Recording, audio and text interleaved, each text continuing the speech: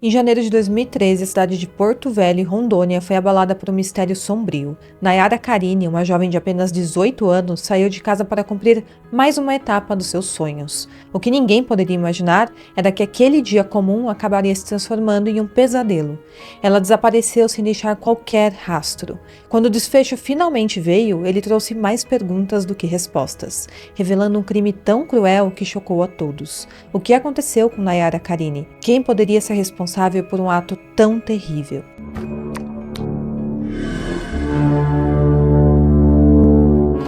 Olá pessoal, sejam bem-vindos de volta ao canal e hoje mais uma vez vamos abrir a caixa de Pandora e hoje eu trago um caso criminal para contar para vocês que aconteceu aqui no Brasil. Esse caso foi uma indicação de uma inscrita que veio no meu Instagram falar sobre o caso para mim. Eu pesquisei bastante e achei que valeria a pena trazer para vocês conhecerem também. Não se esqueçam de curtir, de se inscrever no meu canal, deixar aquele comentário e também me seguir na rede social que estará aqui na tela. Bom, então é isso e bora para o caso de hoje. Nayara Carine foi vista pela última vez no dia 24 de janeiro de 2013, quando ela saía da autoescola. Ela estava estudando jornalismo nesta época na faculdade e tinha apenas 18 anos. A família da Nayara havia se mudado para Rondônia há somente 3 anos e ela entrou na faculdade em 2012 para realizar o sonho de ser uma jornalista. Ela também trabalhava como vendedora e ela estava muito animada para tirar a sua carteira de habilitação, tanto que ela trabalhou mais horas do que o de costume durante o mês de dezembro. Tudo com a intenção de juntar um dinheiro com horas extras e realizar o seu desejo de poder dirigir. Aquela época da vida tão boa, que é aos 18 anos, quando a gente está realizando os nossos principais sonhos. No dia dos fatos, ela saiu de casa às 9 horas da manhã para ir até a aula teórica da autoescola, que terminou às 11h30 da manhã.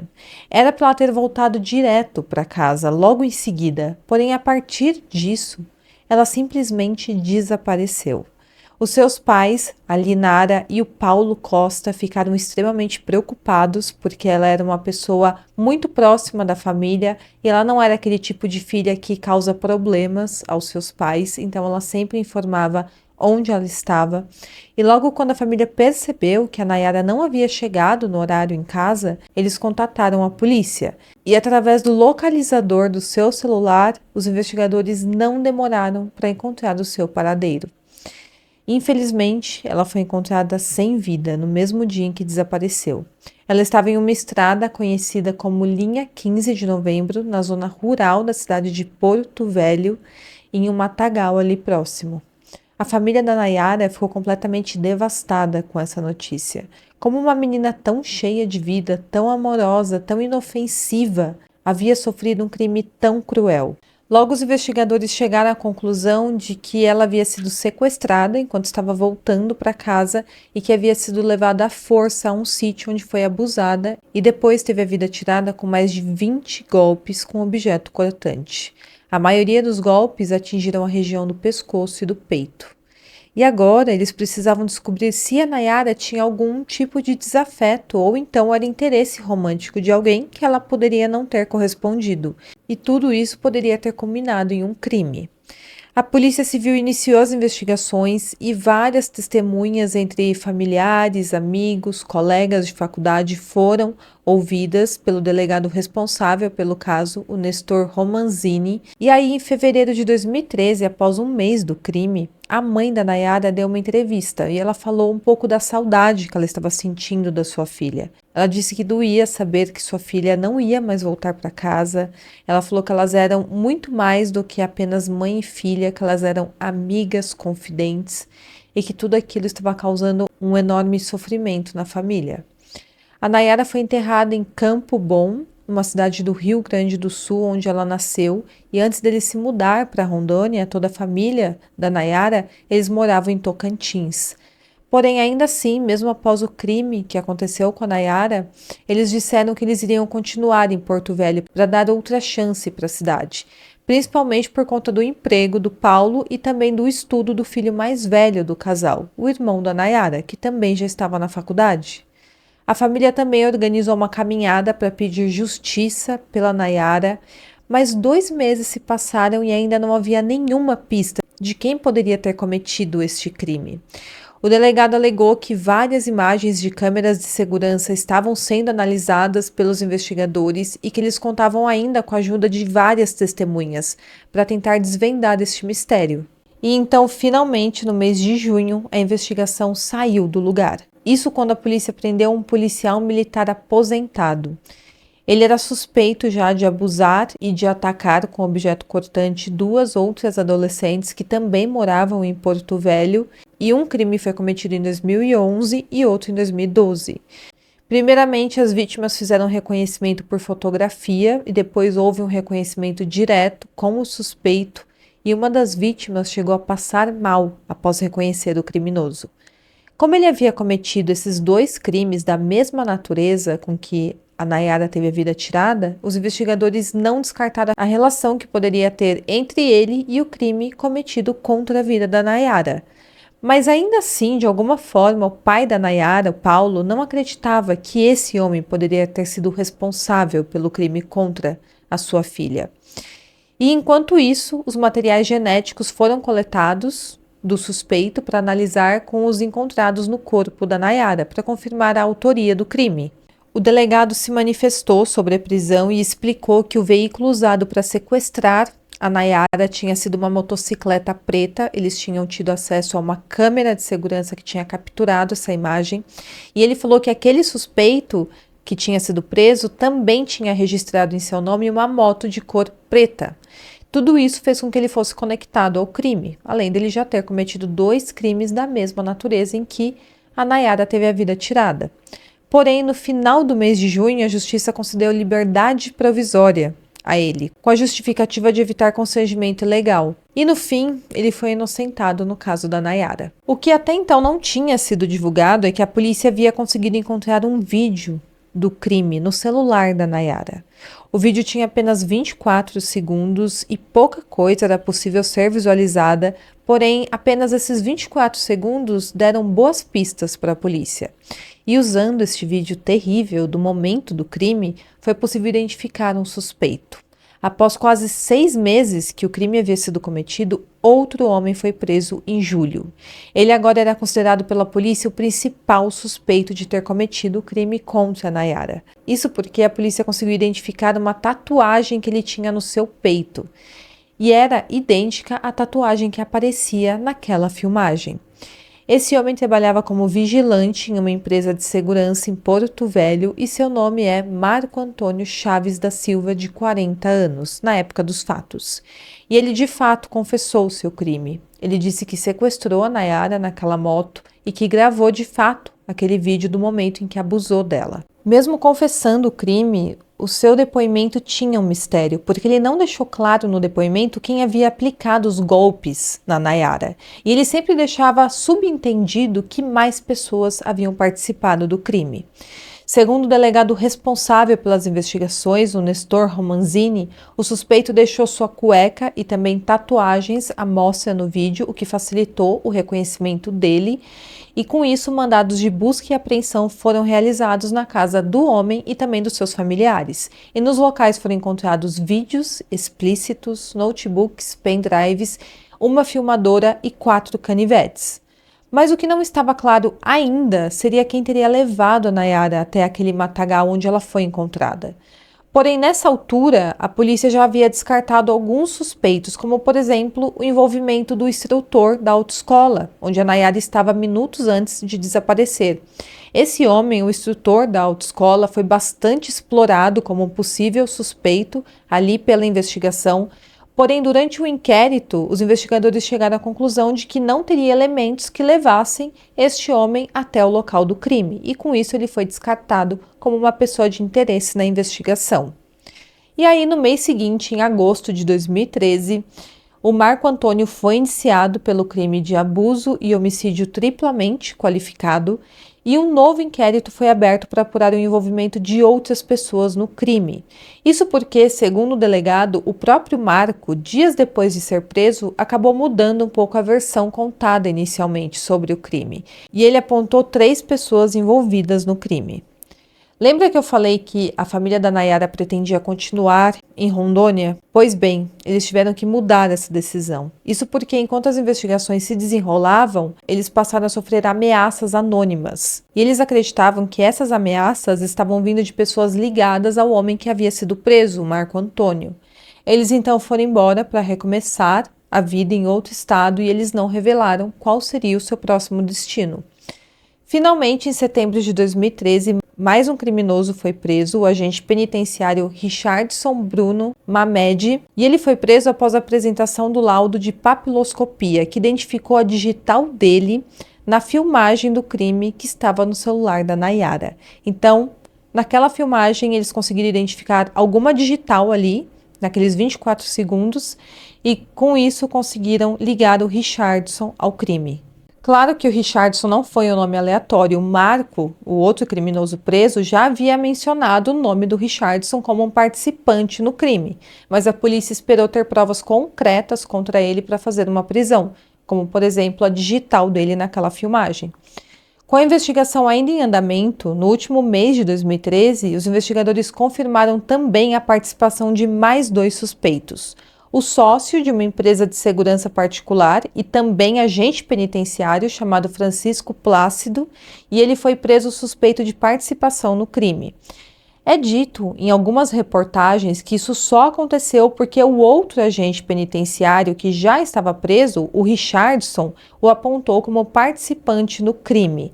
Porém, em outras reportagens falam que na verdade foi o Marco Antônio que apontou os 3 suspeitos. O Richardson e o Francisco eram conhecidos e também trabalhavam juntos na empresa de segurança, que o Francisco era proprietário. E o último suspeito preso era um universitário amigo da Nayara, chamado Wagner Strogolski. Ele teve a prisão preventiva decretada e foi considerado foragido da justiça na época, e segundo o delegado, o Francisco e o Wagner foram reconhecidos pelo Richardson como participantes do crime. Porém, conforme eu falei, há também notícias dizendo que, na verdade, o Marco Antônio, quando ele mudou a versão ali dos fatos, ele deu o nome desses outros 3 homens envolvidos no crime. E essa informação é bem importante mais para frente. Após 1 ano dos fatos, em janeiro de 2014, apesar de ter suspeitos presos, o caso ainda estava sem solução e eles não conseguiam identificar qual seria a verdadeira motivação do crime e como esses 4 homens se conectavam de alguma forma. Até agora haviam 3 pessoas presas e uma foragida, e a polícia então abriu um terceiro inquérito após os 2 outros serem finalizados, agora para investigar o envolvimento de uma 5ª pessoa no crime, que seria o mandante. Em março de 2014, o primeiro preso acusado de tirar a vida da Nayara foi a júri popular, o Marco Antônio da Silva. No dia 27 de março de 2014, no plenário da primeira vara do Tribunal do Júri da capital, foi realizado o julgamento dele, que durou cerca de 15 horas, com o local completamente lotado. O júri foi formado por 4 mulheres e 3 homens e uma multidão se reuniu para assistir ao julgamento. 20 policiais foram requisitados para fazerem a ronda do lado externo do tribunal. Os pais da Nayara, que estavam morando longe de Rondônia há 6 meses, retornaram para assistir ao julgamento na primeira fila, e a defesa do Marco negou que ele tivesse tirado a vida da Nayara e alegou que não existiam provas da participação dele no homicídio. Porém, ele assumiu que ele havia sim participado do abuso contra ela. E no final ele foi condenado a 24 anos de prisão. O júri entendeu que sim, além de abusar, ele teria sim participado diretamente do homicídio contra a Nayara. Depois do julgamento finalizado, somente em agosto de 2014, o suspeito foragido, Wagner, ex-colega de faculdade da Nayara, se apresentou à justiça. Ainda havia um mandado de prisão preventiva contra ele desde a época do crime, porém, após se apresentar, esse mandado contra ele acabou sendo revogado. A defesa alegou que um dos motivos da solicitação de prisão preventiva seria que a família da Nayara teria medo dele, mas como eles já haviam se mudado de Porto Velho, não havia mais justificativas para ele ficar preso.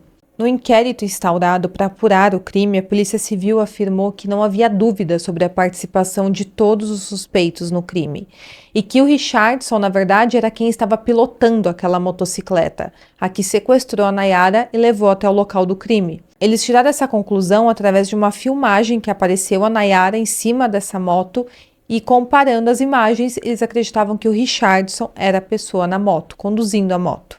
A polícia afirmou também que era o Richardson quem havia filmado a vítima enquanto ela era abusada. Para os investigadores, o Francisco Plácido deu toda a cobertura também para os demais comparsas no momento do crime. Já contra o amigo da faculdade, o Wagner, pesava a acusação de que ele teria presenciado tudo e participado do crime. Enquanto ainda estavam sem datas para o julgamento, os 3 acusados recorreram da decisão de serem submetidos a júri popular.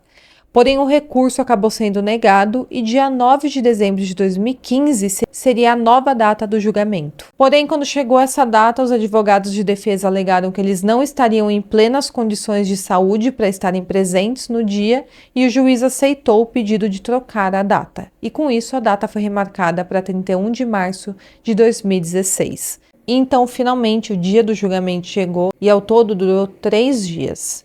Como o caso havia ficado muito conhecido e teve grande repercussão no Brasil, tanto o primeiro julgamento quanto o segundo teve uma repercussão gigantesca e teve também muito interesse da população em assistir ao júri. Já o júri foi dividido em 2 mulheres e 5 homens, 7 pessoas, e a primeira sessão teve uma duração de 12 horas e foi encerrada às 8 horas da noite.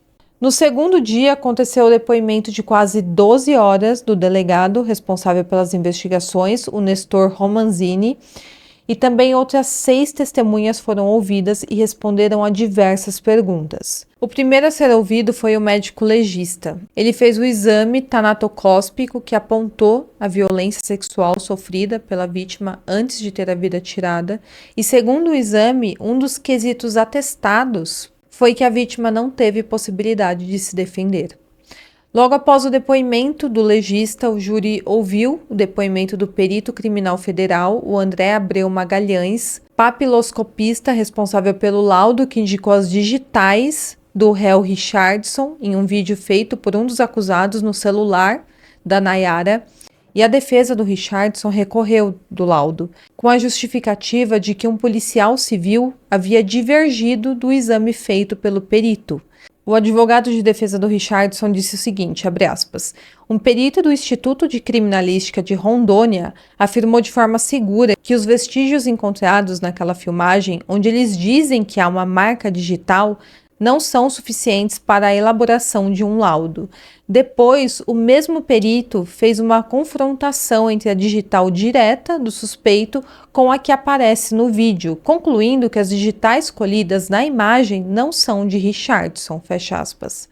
Já de acordo com o perito federal, não havia dúvidas de que a digital encontrada no vídeo era sim do Richardson, até porque, segundo o perito, esse resultado foi possível graças a um programa de melhoramento de imagens de alta tecnologia. Segundo o perito, foram encontrados 10 pontos que ligam a imagem do vídeo à marca digital do acusado. Depois, uma policial civil foi ouvida e ela era a responsável por atestar o laudo do policial federal que indicava a digital do Richardson no vídeo.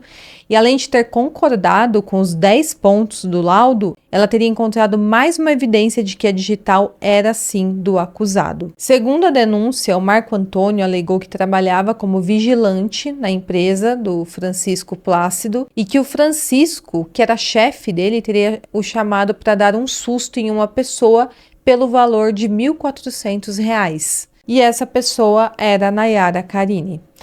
A empresa do Francisco ficava no mesmo bairro onde a Nayara morava, chamado Alphaville, lá em Porto Velho. E a última testemunha a ser ouvida foi o delegado responsável pelo inquérito, o Nestor Romanzini. Um vídeo de mais de 4 horas com o depoimento dele foi transmitido durante a sessão de julgamento e o Romanzini explica que não há comprovado nos autos a motivação do crime, quem seria o mandante, mas que a certeza de que o crime tinha sido praticado por alguém que trabalhava em segurança pública levou a polícia até os réus.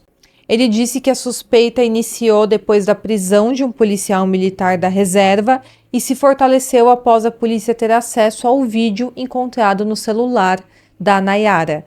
Nesse vídeo apareciam algumas tatuagens e a polícia explorou fotos de pessoas que trabalhavam em vigilância até chegar ao Marco Antônio, que foi o suspeito preso que confessou o crime.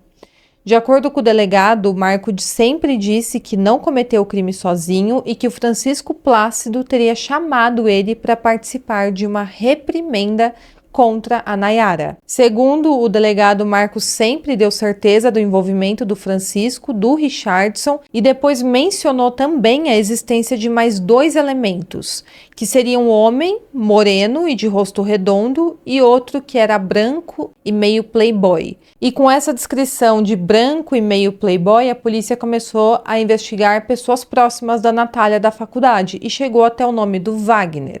O delegado então apresentou fotos do Wagner e também de outros suspeitos para o Marco, e o Marco apontou o Wagner como sendo o playboy. Segundo o delegado, havia também um terceiro inquérito em andamento para investigar a possibilidade da existência de um mandante, porém ele afirmou que a investigação não havia chegado a nada de concreto até o momento. Também foi perguntado ao delegado se foi descoberto quem era Bruno, uma pessoa apontada pelo Marco Antônio, porém o delegado falou que não tinha descoberto quem era essa pessoa. O delegado também falou durante o depoimento que na hora do vídeo é possível ouvir uma chamada celular e alguém passa para um dos integrantes ali do crime dizendo que é uma chamada de um tal de Bruno. E aí a Nayara teria perguntado neste momento se ela estava lá por causa do Bruno. Então, o Bruno aparentemente seria outra pessoa envolvida neste crime que teve o seu nome mencionado no vídeo, porém a polícia não chegou a saber quem era ele. Já as defesas dos réus alegaram que o Marco era o único criminoso. A defesa do Francisco afirmou que o seu cliente estava a 12 quilômetros de distância da cena do crime. A defesa do Richardson alegou que ele também era inocente e contestou as provas da investigação. Segundo Richardson, no dia do crime, ele estava de plantão no presídio. Lembra aquele agente penitenciário? E ele trabalhava no Vale do Guaporé, das 8 da manhã às 6 horas da tarde. Ele ainda questionou a acusação de que ele era quem pilotava a moto que levou a Nayara até o local do crime. A Polícia Civil apurou que o crime aconteceu entre 1 e 4 horas da tarde e, segundo o acusado, ele estava no presídio trabalhando neste momento e foi provado isso com a apresentação da folha de ponto. Ele diz que quem tinha uma moto Fan preta, como foi vista nas imagens, era, na verdade, o Marco Antônio. Ele alegou também que não foi apresentado nada que o coloca como piloto da moto e que as características da pessoa que está conduzindo aquele veículo são diferentes da dele. Ele disse que nunca viu a Nayara ou teve qualquer participação no crime e disse também que não conhece o Marco Antônio. O primeiro a depor entre os réus foi o Richardson. Ele disse que estava de plantão ali no dia do crime, porém ele não soube responder se teria saído naquele mesmo dia do plantão ou se tinha passado a noite no presídio. Ele também falou sobre ali a sessão de reconhecimento, onde o Marco Antônio o reconheceu, porque ele disse que não foi reconhecido, e sim apontado pelo delegado que conduzia as investigações. Em seguida, o Francisco Plácido deu sua versão dos fatos. Ele também se queixou da condução do inquérito feita pelo delegado Nestor Romanzini, e o Francisco disse ainda que o Richardson não era funcionário da sua empresa, que era apenas um prestador de serviço. Já o Francisco confirmou que conhecia o Marco Antônio, porém não tinha intimidade, e ele também disse que o delator, o Marco Antônio, não prestava serviço para a empresa de vigilância que ele tinha, e que o único momento de desavença que acredita ter tido em relação ao Marco foi quando ele pediu para sua irmã para parar de falar com o Marco, porque o Marco teria a chamado de gostosa em frente à própria esposa. E o último a prestar depoimento foi o Wagner. Ele falou sobre o vínculo de amizade que ele tinha com a Nayara e disse não conhecer nenhum dos acusados presentes ali no inquérito. E ele afirmou também que na data do crime ele estava em casa participando de um almoço em família. Ele chegou até mesmo a falar com a Nayara por mensagens de celular horas antes do crime. Ele disse também que só voltou a tentar contato com ela às 3 horas da tarde, quando ele recebeu a ligação de um amigo que comunicou que ela estava desaparecida. Ele chegou a comentar também um episódio em que ele quis dar um beijo na Nayara, porém ela não quis. Mas segundo Wagner, essa situação não foi motivo de estresse na amizade entre eles, já que tudo isso teria acontecido em uma festa de calouros da faculdade. Então foi algo que aconteceu, ele tentou beijar a Nayara, ela não quis e tudo bem. E tinha acontecido quase um ano antes do crime. O fato de ser homossexual também causou questionamentos no julgamento, porque o Wagner, segundo a reportagem que eu li, é homossexual. Porém, a defesa dele pediu indeferimento de uma possível pergunta do assistente da acusação nesse sentido, porque a vida pessoal do Wagner não estava em foco ali no momento do julgamento, então não tinha sentido uma pergunta nesse sentido. A defesa também solicitou a impronúncia do Wagner, porque, segundo o advogado de defesa, não havia provas suficientes para comprovar que o Wagner teve alguma participação no crime. E no terceiro e último dia de julgamento, o depoimento do vigilante do Marco Antônio, do réu confesso e condenado pelo crime em 2013, foi o ponto mais discutido ali no debate entre acusação e defesa. O promotor pediu aos jurados para que não se impressionassem com o comportamento de injustiçados dos acusados durante o interrogatório e, segundo ele, os réus estariam representando técnicas descritas exatamente em livros de advogados. Já sobre o depoimento do Marco, para a acusação, o relato do vigilante tem contradições, porém fornece elementos contundentes e comprováveis sobre a culpa dos réus. Eles também alertaram os jurados para o fato de que o Marco Antônio confessou o crime, então ele não teria motivos para prejudicar os demais acusados, porque ele já havia admitido a sua culpa e estava cumprindo a sua pena. Em contrapartida, a defesa dos 3 acusados exploraram ao máximo as contradições do depoimento do Marco Antônio, além também do histórico que ele tem de consumo de substâncias ilícitas e violência. A defesa do Richardson alegou que a acusação da polícia sobre as suas digitais encontradas ali no vídeo, no celular da Nayara, não tem nenhum amparo legal e afirmou também que o depoimento do Marco Antônio é mentiroso. Em seguida, a defesa do Wagner relembrou que o Marco Antônio sempre alegou que o personagem reconhecido como Playboy, que teria participado ali do crime, era um homem alto, branco, careca, pizzaiolo, lutador de Muay Thai e também tinha uma tatuagem no braço. E segundo o advogado do Wagner, nenhuma dessas características batiam com a aparência do Wagner. Ele também criticou a ausência de provas sobre a presença do Wagner na data do crime e também as perguntas homofóbicas feitas por um dos assistentes da acusação. E eu tenho que dar meu parecer aqui quanto a isso, porque realmente, pelo que eu pesquisei, não havia qualquer prova do Wagner no crime. Na verdade, não tem muitas provas, pelo menos expostas nas reportagens em que eu tive acesso. E assim, contra o Wagner, a única coisa que tinha era a acusação do Marco Antônio, que não é uma pessoa confiável, um homem que é um réu confesso, viciado em substâncias e com um histórico ruim com a justiça. A defesa do Francisco Plácido também pôs em xeque o depoimento do Marco. Segundo o advogado, o Marco buscava, na verdade, uma delação premiada quando ele acusou esses 3 homens, ou seja, ele queria um acordo para conseguir algum benefício de réu colaborador com as investigações. E com isso ele acabou apontando pessoas inocentes. E também com isso teria bagunçado toda uma investigação em busca apenas de benefício próprio. Ele também falou sobre o histórico de violência doméstica e violência sexual que o Marco Antônio tinha nas costas, além também do uso de substâncias ilícitas. Esses debates em julgamentos seguem com réplica e tréplica e ao final do processo, os jurados pegam todas as provas e vão para uma sala secreta onde votam os requisitos do julgamento.